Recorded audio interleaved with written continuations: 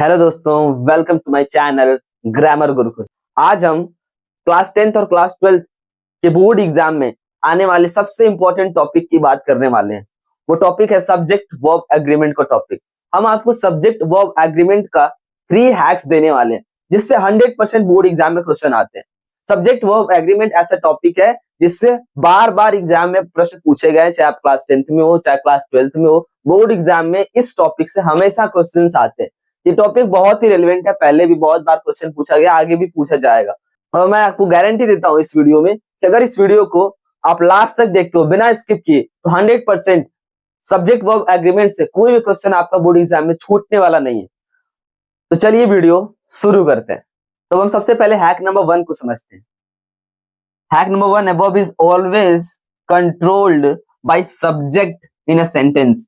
मतलब है कि किसी भी वाक्य में जो वर्ब होती है, क्रिया होती है, वो उस सेंटेंस के मेन सब्जेक्ट के अकॉर्डिंग यूज होती है, उस मुख्य कर्ता के अनुसार यूज होती है। चाहे कोई सा भी सेंटेंस हो, वर्ब आएगी वो सब्जेक्ट के हिसाब से ही आएगी।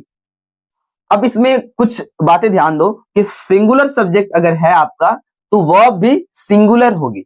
अगर सब्जेक्ट सिंगुलर है यानी कि अगर एक वचन करता है तो क्रिया भी सिंगुलर वर्ब ही यूज करोगे आप।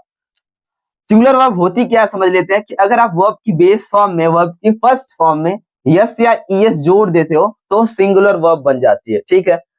और अगर सब्जेक्ट हमारा प्लूरल है, सब्जेक्ट प्लूरल है यानी बहुवचन करता है, तो उसके साथ हमेशा प्लूरल वर्ब का इस्तेमाल होगा। और प्लूरल वर्ब क्या होती है? जो हमारी वर्ब की बेस फॉर्म होती है ना, वर्ब की बेस फॉर्म वही होती है प्लूरल वर्ब।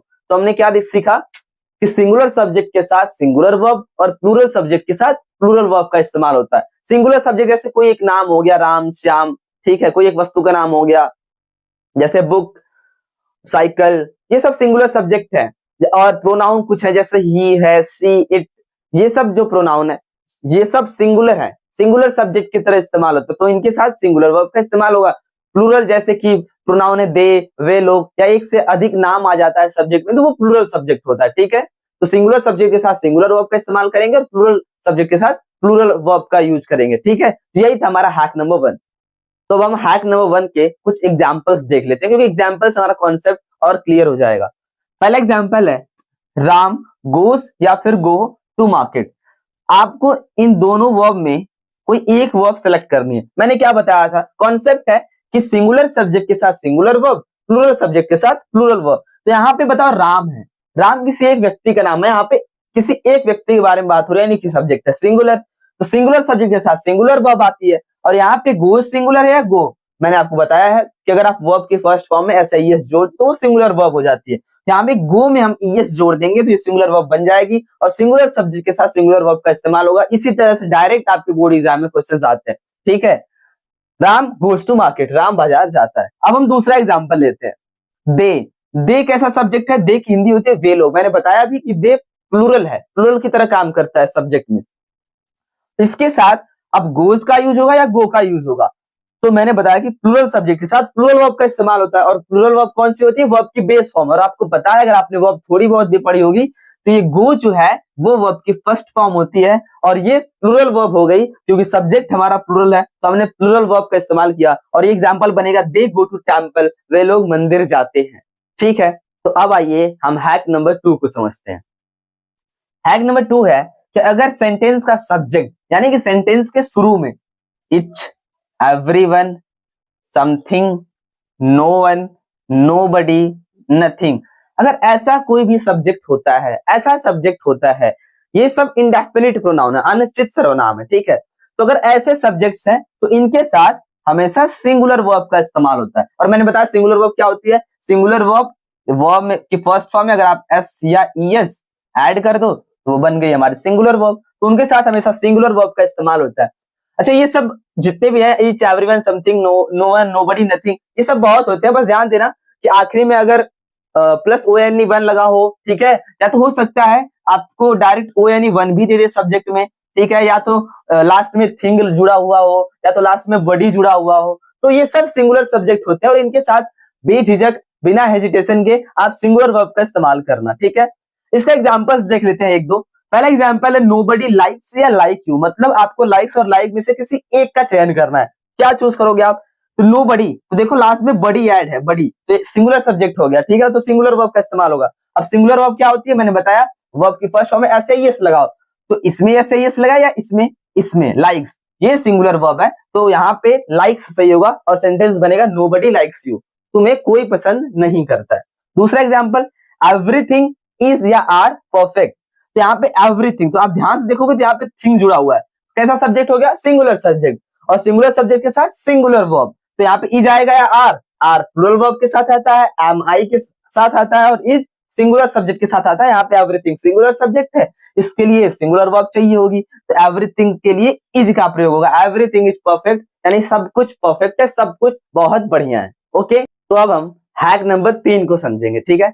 हैक नंबर 3 क्या है कि अगर सेंटेंस का सब्जेक्ट हमारा आइदर है या नाइदर है या नन है, तो इनके साथ सिंगुलर वर्ब ही आएगी, ध्यान देना। एकदम बेहतरीन हैक है, एकदम दिमाग में ये कॉन्सेप्ट बिठा लो कि अगर सब्जेक्ट आइदर है, नाइदर है, नन है, तो इनके साथ हमेशा सिंगुलर वर्ब ही आएगी। सिंगुलर वर्ब यानी वर्ब की फर्स्ट फॉर्म में एस या ईएस जोड़ देना, ठीक है। यहाँ पे देखो example, either of two pens, मैंने बोला अगर सब्जेक्ट आइदर है तो वर्ब क्या होगी, सिंगुलर, क्योंकि सिंगुलर सब्जेक्ट की तरह यूज होता है आइदर, तो वर्ब भी सिंगुलर होगी, इसलिए हमने इज का प्रयोग किया, ना कि आर का। बहुत सारे लोगों को लग रहा होगा कि ये पेन्स के हिसाब से टू पेन्स है तो प्लुरल सब्जेक्ट हो गया और आर का इस्तेमाल होना चाहिए, नहीं। अगर आप लोग पूछोगे कि ऐसा क्यों, तो मैं आपको बता दूं, थोड़ा सा डिटेल कॉन्सेप्ट है, थोड़ा सा हाई लेवल की बात है कि यहाँ पे देखो प्रीपोजिशन ऑफ है, प्रीपोजिशन ऑफ, और प्रीपोजिशन के बाद कोई भी वर्ड आता है वो या तो नाउन आएगा या तो प्रोनाउन आएगा, और कुछ आ भी नहीं सकता।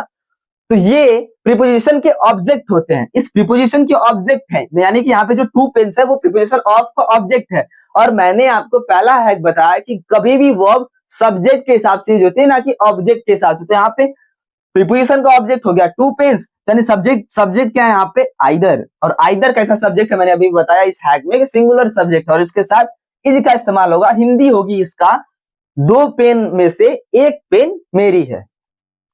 दूसरा एग्जांपल देखते हैं, none of the students is absent. अब आप बताओ यहाँ पे क्या इज जो मैंने यूज किया वो सही है या गलत है?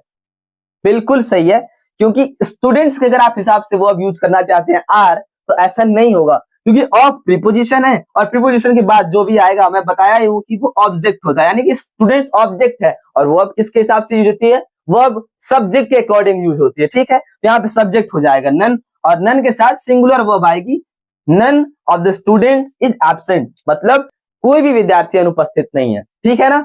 अच्छा, नन के बारे में एक और बात याद रखना, अगर none as a subject use होता है तो इसके साथ कभी कभी प्लूरल वर्ब का भी इस्तेमाल होता है, ठीक है।